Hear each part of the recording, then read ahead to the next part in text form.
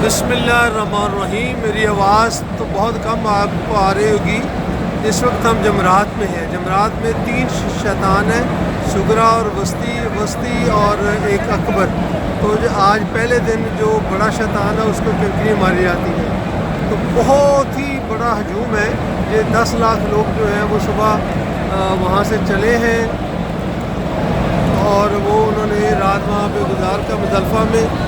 तो अब वो सब लोग जो है ना वो कंकरियाँ मार रहे हैं और अब वो कंकरियाँ मार कर, क्योंकि ये एक बड़ी दीवार बना दी है और उसके दोनों तरफ से तो ये रश इतना ज़्यादा और ऊपर से कूलर चल रहे हैं, उसकी आवाज़ भी बहुत ज़्यादा है। तो बहुत ही ये मंजर है और साल में बस एक ही मरतबा इतना रश होता है, आगे पीछे तक इतना रश नहीं होता।